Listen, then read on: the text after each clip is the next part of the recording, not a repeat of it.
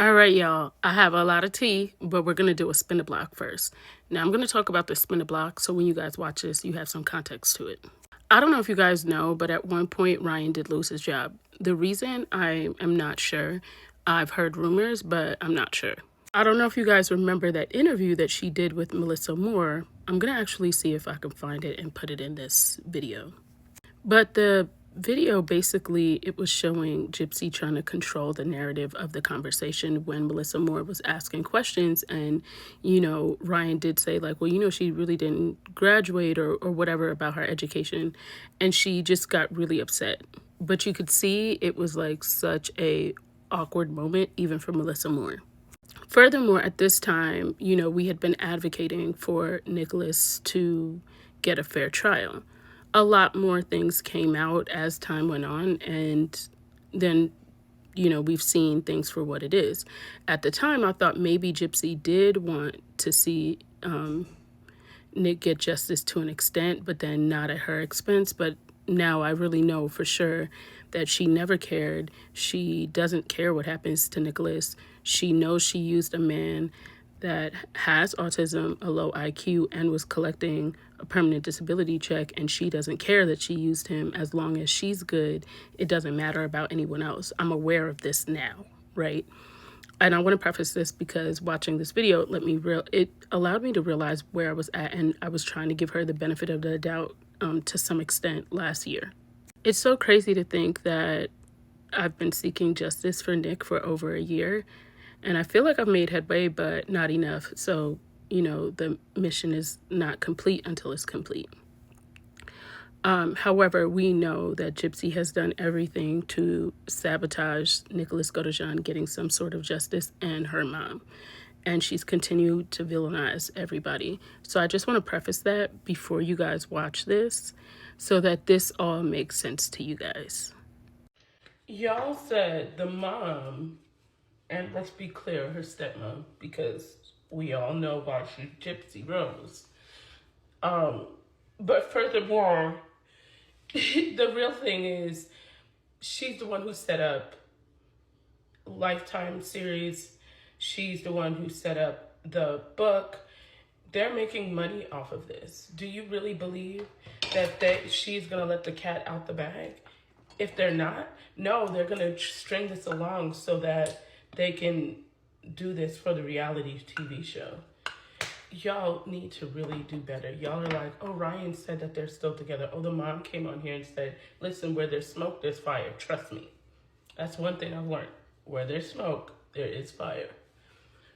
So you can't just say, oh, well, Ryan came on here and said that that's not true. Are we talking about the man that was dishonest of why he lost his job? Or are we talking about the man that has told all these lies in the past as well? Oh, so now what he says is credible? Come on, y'all need to be for real. Be for real. We know that this cannot last. It has been toxic. We have watched that. We watched the beginning of the new trailer where she clearly didn't even look like she wanted to be around him, to the point that he said, do you want me to leave? Are you guys acting like you didn't see this? Are we being for real right now? That's all I had to say because y'all are tripping. I'm absolutely sure there would be a way for her to do this. She would just have to consult someone and figure out how to do it, including her parole, find out exactly what she could do and what she couldn't do. But she's not going to do this because, like I said, she can't be recharged with the same thing, but new charges can be added. And she's not going to jeopardize that to allow Nick to speak. She doesn't want Nick to speak his piece. Like, that's not the intent of any of this.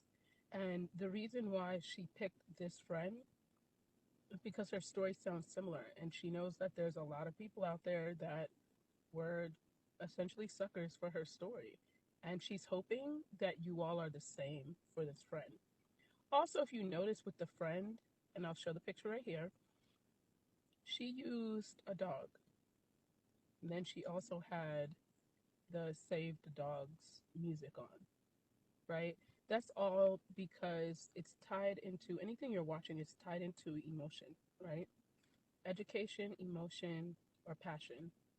So her showing passion for a dog and emotion. Oh, she was 16. She was locked up.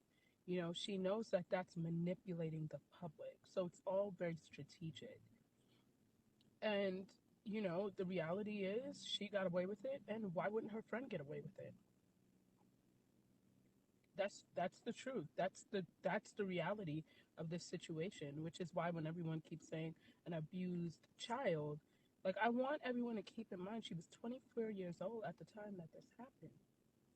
Also, she was going to the post office and mailing Nicholas Godejohn money. She was going to Walmart and stealing the actual unalived weapon. And you know what I also thought was interesting? I don't know if you guys saw this, but someone posted this. This may or may not be true, but if this is true, I'm telling you guys, they said that her mother had been abused for days. We know for a fact Nicholas didn't arrive till the 10th. I've been saying this all along. There's way more tea to this that nobody knows. But Gypsy. Sean Diddy Combs, his attorney, is absolutely grossed out. This man defended Osama bin Laden. For him to not want to handle this case, it is much deeper than what some people think.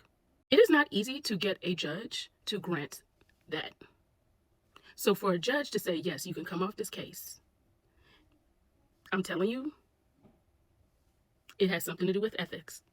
Y'all might not believe that now, but wait till you see, it has a lot to do with ethics. This man defended Osama bin Laden. That's diabolic. Okay? For him to say, I'll go low, but I ain't going this low with you, Diddy. It's not about Diddy trying to not listen, because everybody knows what they're dealing with. And you're talking about a man that's paying millions for representation. This is not a regular attorney that's only getting $20,000 to represent a criminal. No, this is an attorney that's getting big bank tank. And he's saying, under no circumstance, none at all, could I possibly defend him. That's deep. With all the money in the world and everything else, I've worked my whole life to handle high-profile cases. And with all the money that you are able to give me, I still can't take this. Nah, it's deep. This bad. Real bad. Real bad.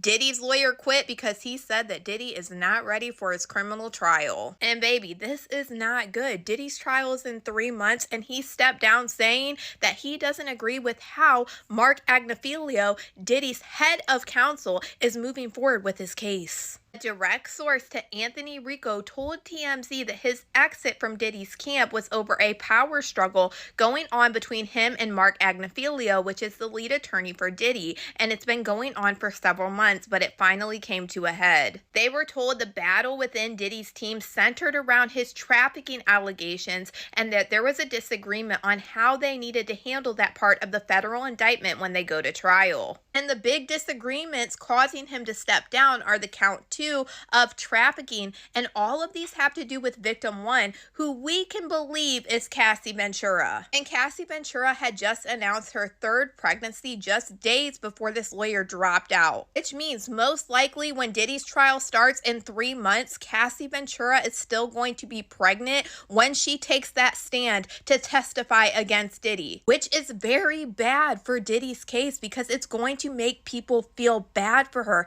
especially when they watch that video in court of Diddy dragging Cassie and hitting her in that hallway. Now, we know that Agnifilo has repeatedly denied Diddy's trafficking charge and has said since the beginning that this was a consensual relationship between Diddy and a girlfriend and a third party. But we also know 2 days before this lawyer also dropped out, Diddy filed a motion to dismiss count 3 of the indictment entirely. In my opinion, I feel like Diddy literally told on himself in this motion. It was the worst motion I've ever heard in my life. Diddy was basically saying that the Mann Act that he's being charged under is a racist act. But not only that, he was basically trying to say that the escorting service that he used was perfectly legal. Diddy said it's not some secret underground operation that was previously unknown that he used. It has been operating for over a decade, and it has a website with over 10,000 followers on X. In this motion, Diddy, in my opinion, is basically admitting to the fact that he got these escorts but used them for physical relationships, which is illegal. The second that you pay somebody for physical relations, that is what makes it exactly what Diddy is being charged for. But he kind of tries to brush it off on this company, and he says it's well known that escorts from this company sometimes indeed regularly have physical relationships with their clients. The company does not explicitly advertise the services, but it does not forbid or discourage it. And because of the way Diddy was writing this motion, I actually figured out what service he was using. So he talks about how there was a TV show of this escort service and how it's a legal service, and it is. But it's not for having physical relations. These men's jobs are only to take women on dates. The show that was on Showtime was Gilligos, which takes you to their website and their Twitter handle, which is Cowboys for Angels. And this is the service that Diddy is admitting to himself in this motion of using to hire these male escorts for physical relationships, which would then make it illegal. Now, in this motion, Diddy's basically saying that this company is not discouraging you from having physical relationships with these escorts, but actually they are, because any person would know that this makes it illegal. Diddy, this is exactly why they don't advertise it like you say in your own motion. In their website, they say, unfortunately, there is a social stigma that male companions are for providing physical services. However, this is not what we do here. Companionship, conversation, and quality time are the most important aspects of the dates that we schedule.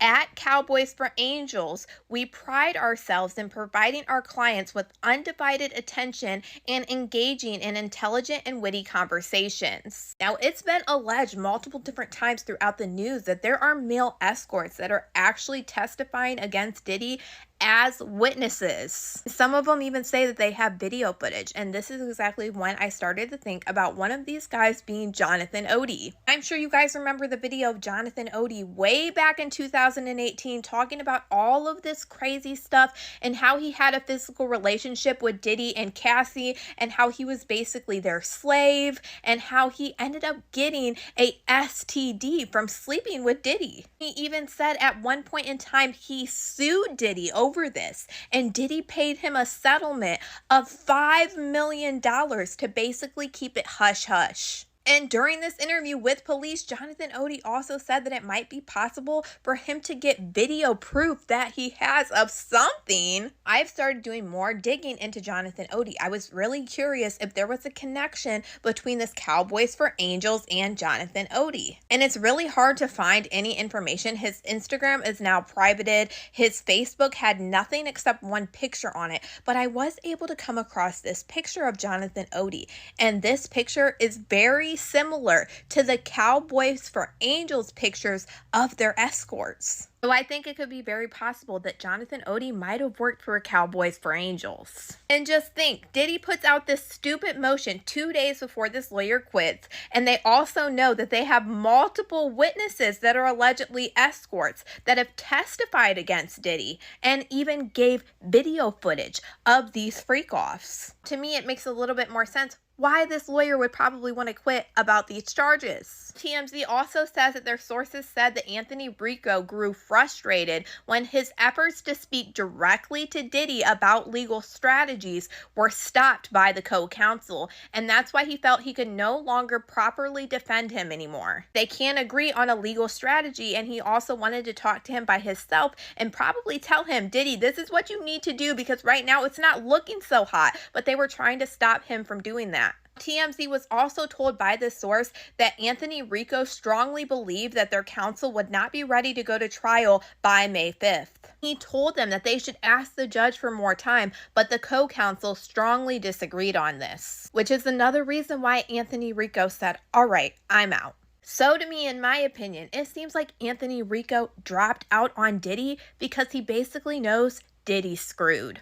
And honestly, I really thought that this motion that Diddy put in 2 days before this lawyer decided to drop out was going to have something to do with it. Because in my opinion, basically in this motion, Diddy is admitting to what he's done, but yet he's arguing about the fact of the service of the escorts being a legal service, which it is until you use it for physical relationships. Then that makes it illegal. And on top of that, you have the victims in this case saying that it was not consensual, that they were given substances, and all of the above. So in my opinion, this looks really, really bad for Diddy. But I don't know. Y'all let me know what you guys think about all this in the comments.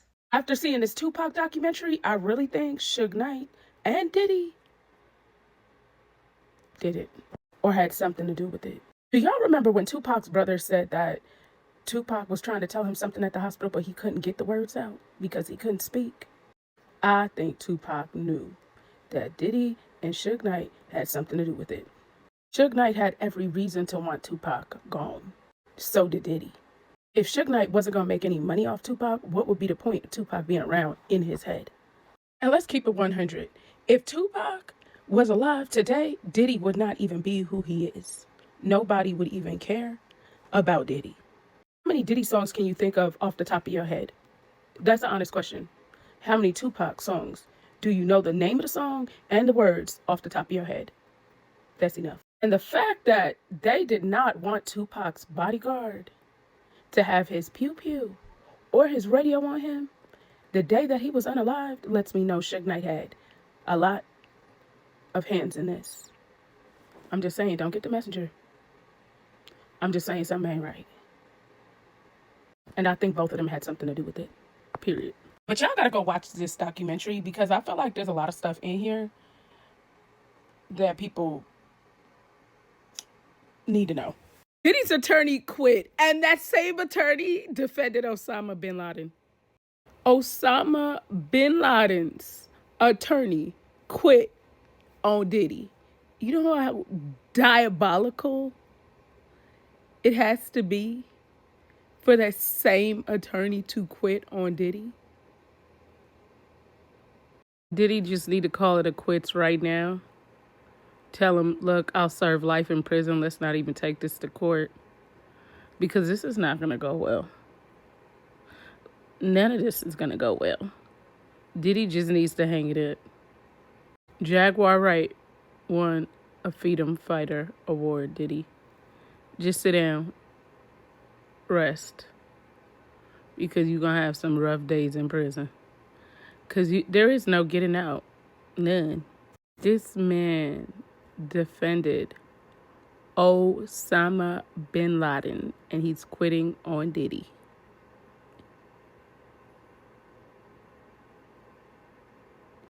Yeah, I mean, yeah, I can see how he could feel that way, man. I mean, you get shot, they at the studio when you get shot. And I remember him saying in an interview before that, you know, after he got shot, he went up to their floor and Biggie and Puffy was looking at him like they seen a ghost. So, yeah, I can, you know, see how he can feel that way, man. Oh yeah. When he told me that story, I'm like, Nick, like, you a legend, Nick. He said, Nick, they looked at me like they seen God. They was scared as death. Pac came up the elevator, leaking, shot up, you know, blood all over the place, fingers with blood on him. He pulled out a sack and started rolling weed. This is what he told me. I wasn't there, but this is what he told me. He started rolling a blunt. He's like, all right, Nick, where my money? And they didn't really know what to say because they was in shock that he was even upstairs because he had to go upstairs to the studio from where he got shot at. And this Nick rolling some weed. And he started talking about his money. And I'm like, the Nick, they gonna forget that. And sure enough, Pac was always doing some legendary shit. He was a legend. Yo, that's insane, man. Cause I heard people tell the story before, but they always leave that part out. So when Tupac got shot, he went up to the floor where Biggie and Puffy was, and he asked them for his money, yo. Yeah, where my money, Nick? Yeah, yes, leaking and everything, shot up and everything. All right, y'all, I saw this story and I'm going to show it to you guys because it's such a crazy story and I feel like it's so unhinged. Watch this and tell me what you think. When I say there's not very many things that have me speechless, but this one right here, baby, speechless. Okay. Like, I'm speechless. But drop your comments down below because I think this is wild. The FBI is calling it one of the most sinister romance scams it's ever seen. A woman with ties to Las Vegas is accused of targeting older men, robbing them, and in some cases, killing them. This is Aurora Phelps. She's a dual citizen of the United States and Mexico. She's accused of having 11 victims from 2019 and 2022 across the U.S. and Mexico. Investigators say she met men in their 60s and 70s on several online apps, then met up with them in person, drugged them using sedatives, and took their money. A current indictment involves 4 U.S. victims, 3 of whom were found dead. Phelps is currently being held in a Mexican jail awaiting extradition to the United States. All right, you guys know what time it is. It's Black History Month time. And we only have a couple of days left. I was thinking about doing like a Black History makeup type of video. I don't know. I'm thinking about it. Let me know what you guys want to see from you guys. From me. Yeah, from me, guys. What am I talking about, y'all? Don't judge me. But anyway, let's watch this. Miami, the playground of the super rich. Rick Ross has a mansion there. Oprah's got a spot. Even Dwayne "The Rock" Johnson calls Miami home. But before all of them, there was one man who made history. Miami's first black millionaire, Dana Albert Dorsey. Born in Quitman, Georgia in 1872, Dorsey was the first in his family to be born free. He moved to Miami in 1896 with nothing but a 4th grade education, a relentless work ethic, and a vision. With just $25, he bought his first parcel of land in Miami's northwest sector. But here's where it gets legendary. He saw that black Miamians were locked out of home ownership, so he started buying up land, developing affordable housing, and selling it to black families, creating generational wealth before people even knew what that was. He built Miami's first black-owned hotel. He opened a black-owned bank. He donated land for Virginia Key Beach, the only beach black residents could visit because of his donation. And get this, Dana Dorsey once owned Fisher Island. Yep, the same exclusive island where Oprah, Mel Brooks, and Julia Roberts live today. A black man, born to former slaves, once owned what's now the most expensive real estate in America. Let that sink in. Dana Dorsey didn't just make millions, he made history. His legacy is still standing in Miami today. So next time you hear about Miami money, remember who did it first. On this date in 1921, white people attacked the Greenwood district of Tulsa, Oklahoma, and burned it to the ground. They destroyed 36 square blocks of black businesses, including doctors' offices, theaters, and homes. These black people lost everything, including at least 300 lives. This community was more known as Black Wall Street, and it was also known as Little Africa. Black Wall Street is considered to be the most economically prosperous community of African Americans in U.S. history. The massacre on Black Wall Street was the worst attack in history on Americans, by Americans, on American soil. Facts. That was Oklahoma Black Fact number 74. Let me know what you think of the Tulsa Race Massacre in the comments. Truly your #1 history influencer. All right, y'all, let me know your thoughts because I know that there was a lot in this video. Let me know what you guys think, and I hope you guys are having a great Sunday. How is everybody doing? How are you doing? And I mean that. Tell me, how are you doing? And I'm pretty good.